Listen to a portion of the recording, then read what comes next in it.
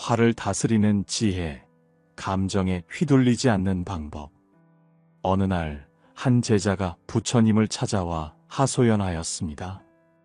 부처님, 저는 요즘 하루에도 몇 번씩 화가 치밀어 오릅니다. 억울한 일을 당하기도 하고, 누군가는 저를 무시하는 것 같고, 때로는 가까운 사람조차 저를 몰라줍니다.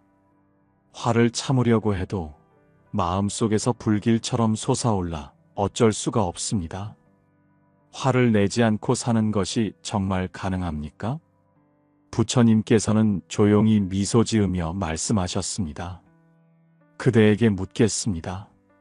길을 가다가 어떤 사람이 그대에게 침을 뱉으면 그대는 어떻게 하겠습니까? 제자는 당황한 얼굴로 대답했습니다.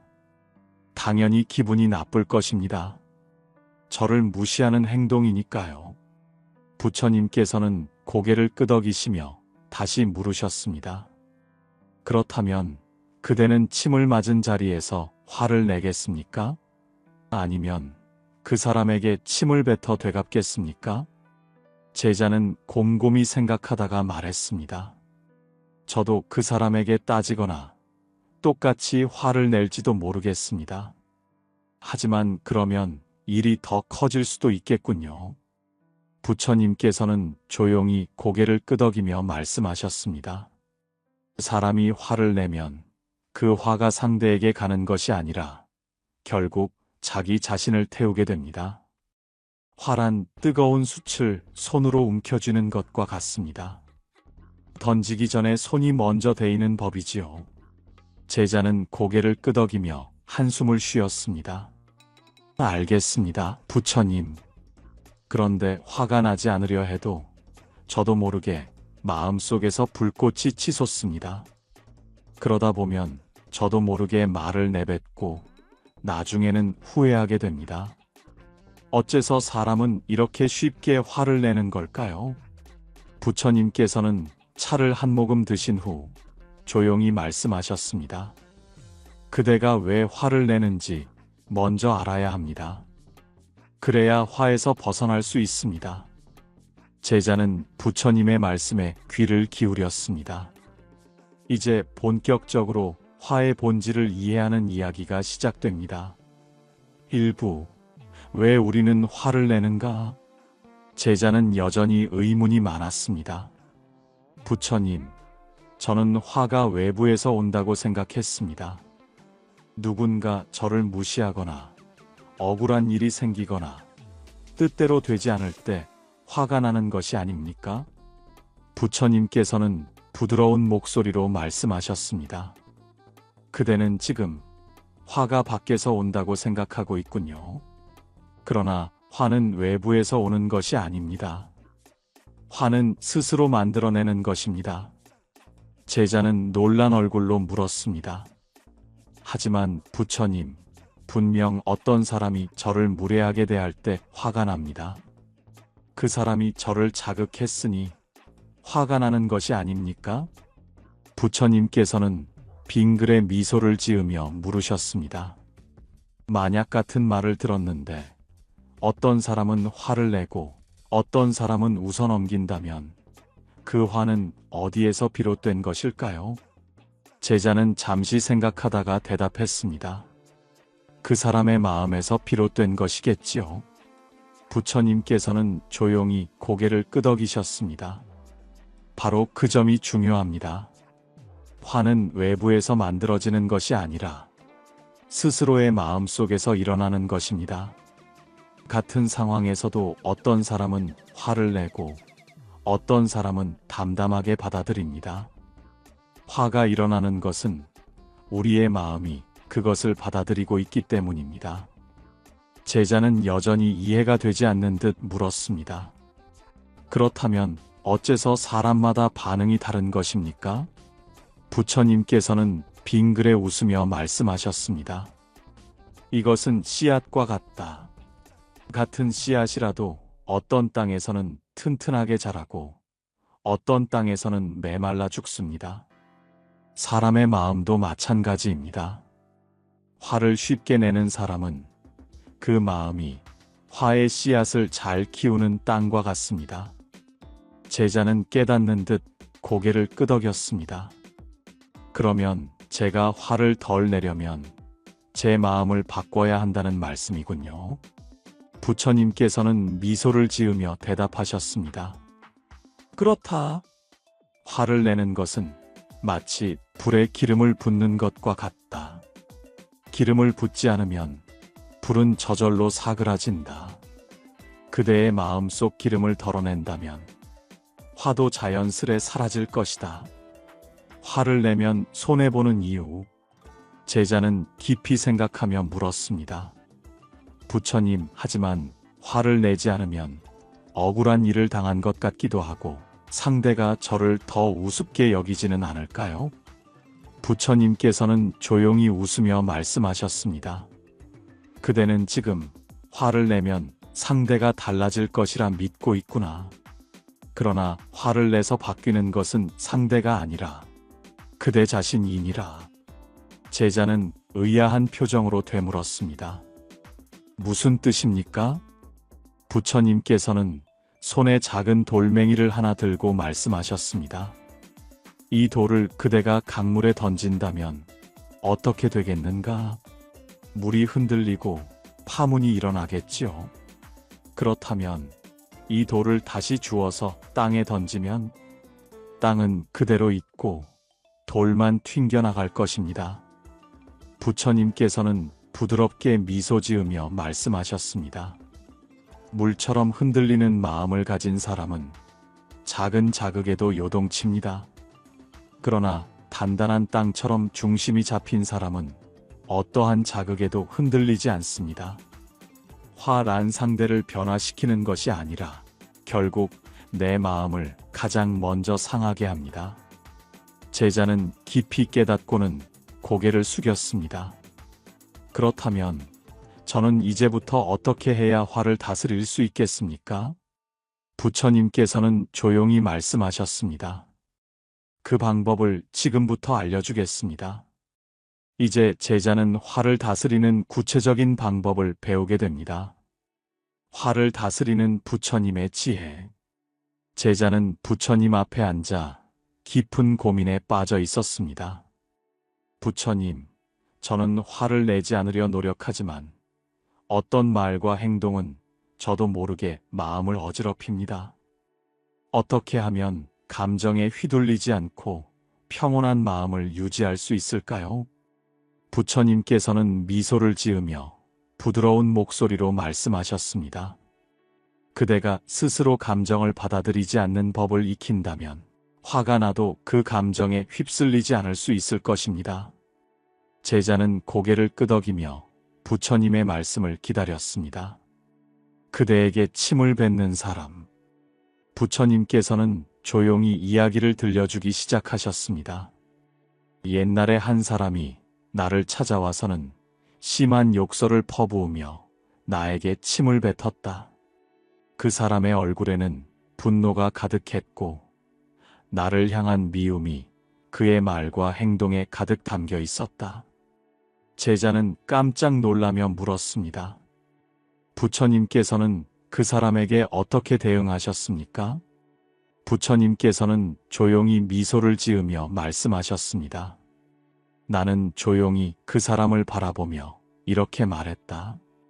좋소. 하지만 나는 그대의 감정을 받지 않겠소. 제자는 이해가 되지 않는다는 듯 되물었습니다. 부처님, 그 사람은 부처님께 모욕을 주었는데 어찌하여 아무런 반응도 하지 않으셨습니까? 부처님께서는 차분한 목소리로 설명하셨습니다. 그대가 누군가에게 선물을 주었는데 그 사람이 받지 않는다면 그 선물은 누구의 것이겠는가? 제자는 곰곰이 생각하다가 대답했습니다. 선물을 준 사람의 것이겠지요.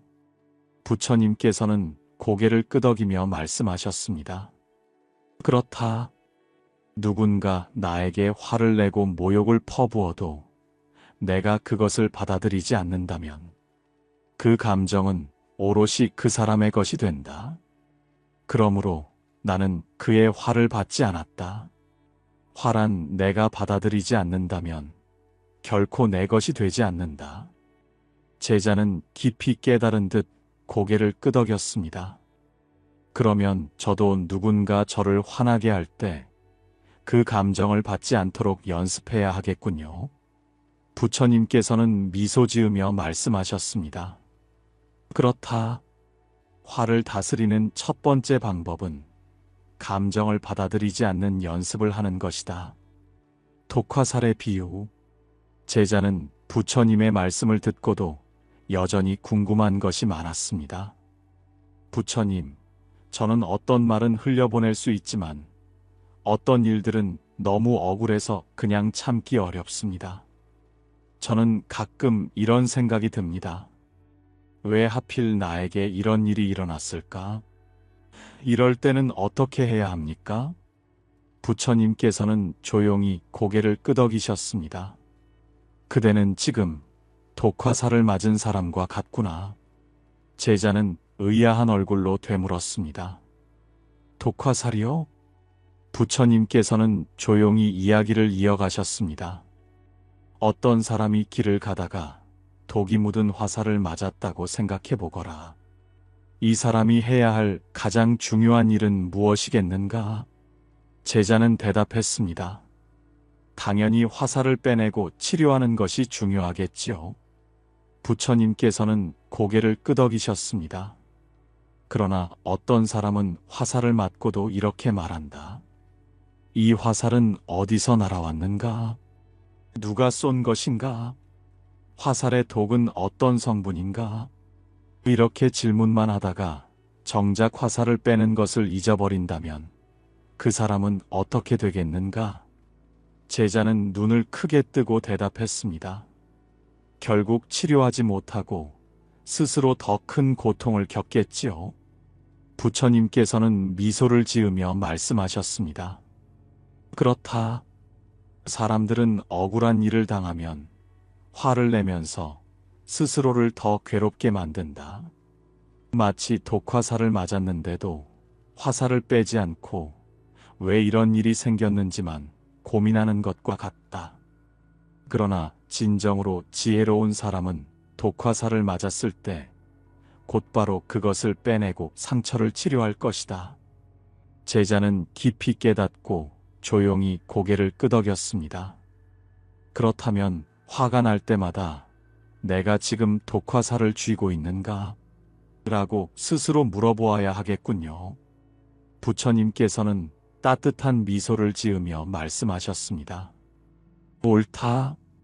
화를 다스리는 두 번째 방법은 화가 날 때마다 나는 지금 독화살을 쥐고 있는가? 를 스스로 묻는 것이다. 물 위의 글자. 제자는 부처님의 말씀을 듣고 많이 깨달았지만 여전히 한 가지 고민이 남아 있었습니다. 부처님, 저는 어떤 일은 잊어버리고 싶어도 쉽지 않습니다. 화가 난 일을 자꾸 떠올리게 됩니다. 어떤 말은 오랫동안 제 마음속에 남아 계속 저를 괴롭힙니다. 어떻게 하면 이런 감정을 빨리 흘려보낼 수 있을까요? 부처님께서는 빙글에 미소 지으며 말씀하셨습니다. 그대는 물 위에 글씨를 써본 적이 있는가? 제자는 고개를 저으며 대답했습니다. 아닙니다. 종이에는 써본 적이 있지만 물 위에 써본 적은 없습니다. 부처님께서는 조용히 말씀하셨습니다. 그렇다면 한번 해보아라. 물 위에 글씨를 써보면 어떻게 되는지. 제자는 곰곰이 생각하다가 대답했습니다. 물을 손가락으로 가만히 그어보면 금세 사라지겠지요. 부처님께서는 고개를 끄덕이며 말씀하셨습니다. 그렇다. 화란 물 위의 글자와 같다. 처음에는 선명하게 보일지 몰라도 시간이 지나면 자연스럽게 사라진다. 하지만 사람들은 화를 물 위에 새기지 않고 돌 위에 새긴다. 그래서 오랫동안 그 화에 사로잡혀 괴로움을 겪는 것이다. 제자는 깊이 깨닫고 조용히 고개를 숙였습니다. 그렇다면 화가 날 때마다 이 감정을 물 위의 글자로 여겨야 한다고 생각해야겠군요. 부처님께서는 따뜻한 미소를 지으며 말씀하셨습니다. 옳다. 화를 다스리는 세 번째 방법은 화를 빨리 흘려보내는 연습을 하는 것이다. 제자는 감사한 마음으로 고개를 숙이며 말했습니다. 부처님, 저는 이제부터 감정을 받지 않고 독화살을 쥐지 않으며 물 위에 글자를 새기는 연습을 하겠습니다. 부처님께서는 조용히 고개를 끄덕이셨습니다. 그렇다면 그대는 점점 더 평온한 마음을 얻게 될 것이다. 화를 다스리는 실천법.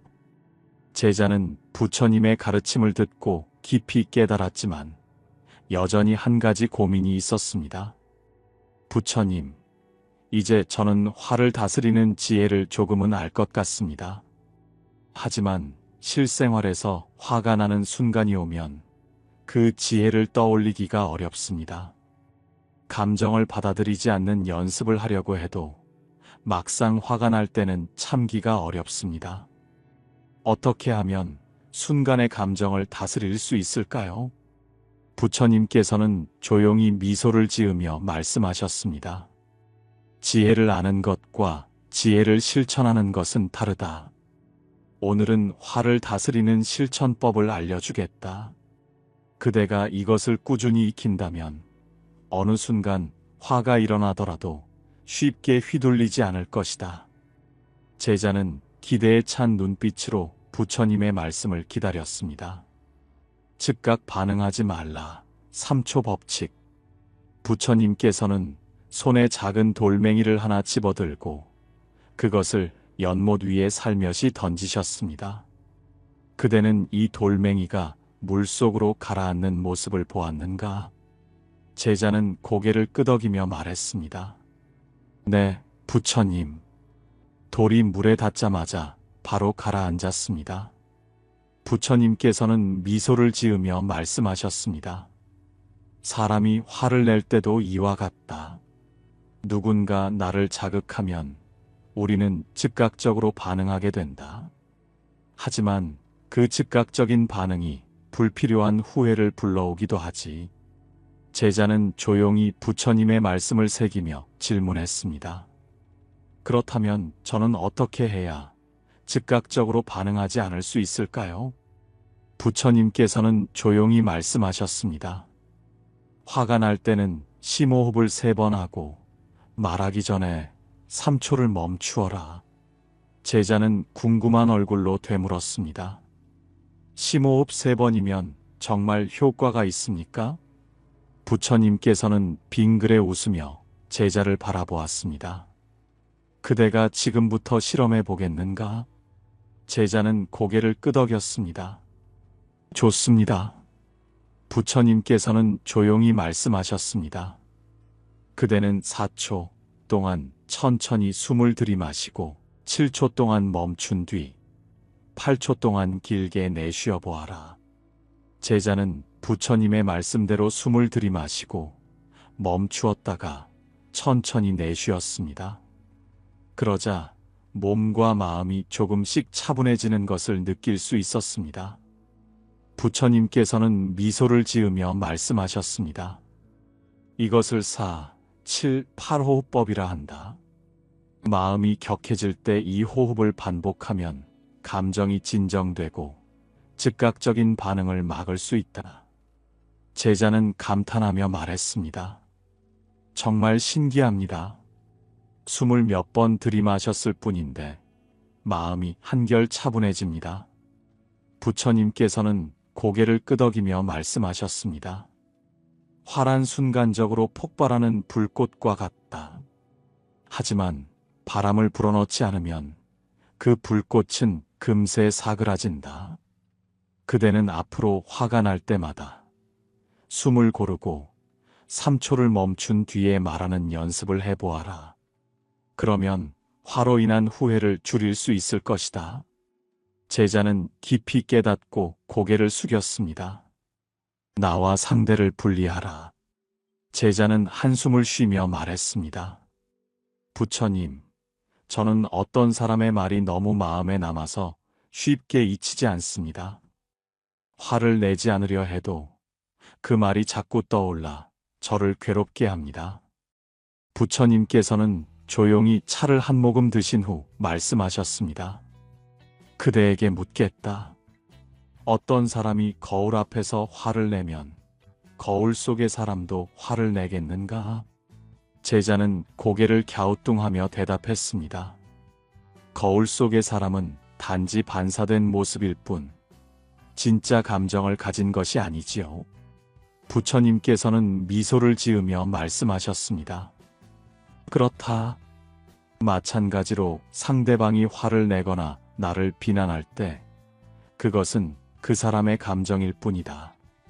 그런데도 그대가 그 감정을 받아들여 스스로를 괴롭게 만든다면 그것은 마치 거울 속의 분노를 진짜로 여기는 것과 같다. 제자는 깊이 생각하며 물었습니다. 그렇다면 저는 앞으로 화가 날 때마다 어떻게 해야 합니까? 부처님께서는 조용히 말씀하셨습니다. 그대는 이 사람은 나를 시험하는 스승이다라고 생각하라. 제자는 깜짝 놀라며 되물었습니다. 스승이라니요? 부처님께서는 빙그레 웃으며 말씀하셨습니다. 세상에는 여러 종류의 스승이 있다. 어떤 스승은 우리에게 지혜를 가르쳐주고 어떤 스승은 우리에게 인내를 가르쳐준다.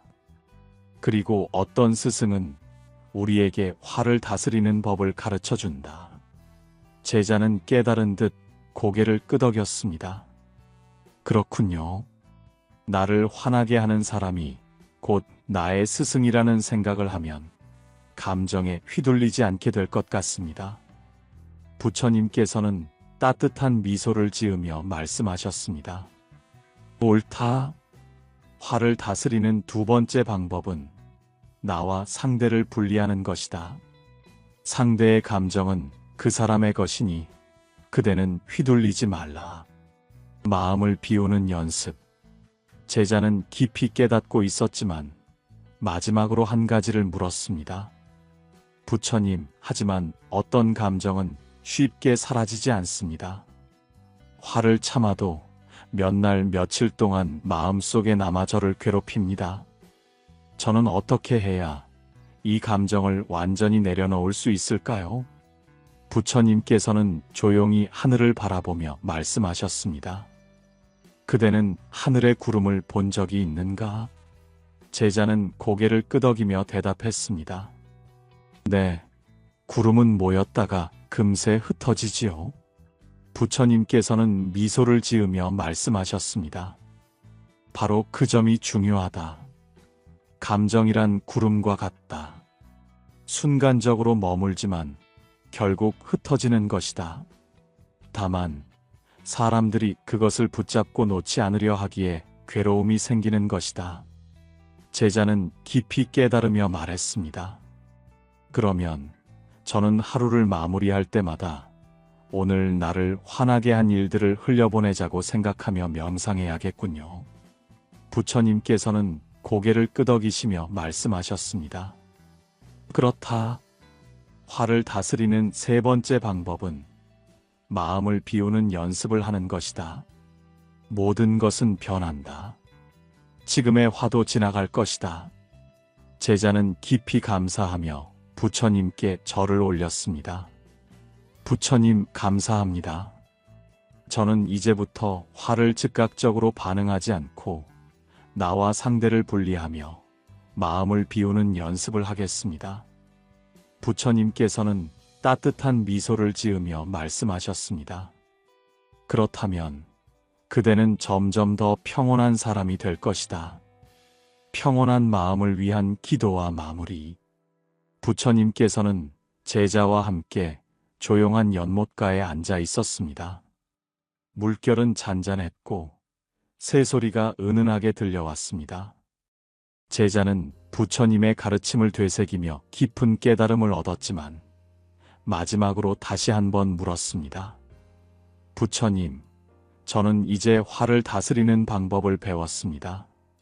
하지만 때로는 저도 모르게 감정이 올라오고 순간적으로 흔들릴 때가 있을 것 같습니다. 그런 순간에 저를 다잡을 수 있는 방법이 있을까요? 부처님께서는 부드러운 미소를 지으며 말씀하셨습니다. 그럴 때는 조용히 기도를 올리며 마음을 다스려 보아라. 활한 바람과 같아서 가만히 바라보고 있으면 결국 사라지는 법이다. 제자는 조용히 눈을 감고 부처님의 말씀에 귀를 기울였습니다. 화를 내려놓는 기도. 부처님의 음성은 바람처럼 부드러웠고 마치 잔잔한 물결처럼 마음을 어루만졌습니다. 오늘도 나는 화를 내지 않습니다. 내 마음이 고요해지면 세상이 더 평온해집니다. 화는 나를 불태우는 불꽃이지만 나는 그 불꽃을 조용히 꺼뜨립니다. 나는 타인의 감정을 받아들이지 않습니다. 누군가 나를 화나게 해도 나는 그 감정을 받지 않겠습니다. 독화살을 맞고도 화살을 빼지 않는 어리석음을 저지르지 않겠습니다. 화를 오래 품는 것은 나 자신을 괴롭히는 일입니다. 나는 물 위의 글자처럼 모든 화를 흘려보냅니다. 나는 오늘도 지혜로움을 택하겠습니다. 마음이 평온할 때 내 삶도 고요해집니다. 지혜로운 사람이 되겠습니다. 제자는 조용히 눈을 감고 부처님의 기도를 따라 읊조렸습니다. 어느새 가슴속에서 올라오던 불안과 화가 사라지고 마음이 차분해졌습니다. 부처님께서는 미소를 지으며 말씀하셨습니다. 이 기도를 매일 반복하면 화는 점점 그대를 떠나갈 것이다. 제자는 고개를 숙이며 감사의 마음을 전했습니다. 부처님께서는 제자에게 마지막으로 오늘 배운 가르침을 정리해 주셨습니다. 오늘 우리는 화를 다스리는 지혜를 배웠다. 다시 한번 기억하거라. 첫째, 감정을 받지 않는 연습을 하라. 타인이 던진 화를 내가 받아들이지 않으면 그 화는 나의 것이 되지 않는다. 둘째, 화가 날 때 내가 독화살을 쥐고 있는가? 를 스스로 물어보라. 화란 독과 같아서 오래 품으면 스스로를 더 괴롭게 만든다.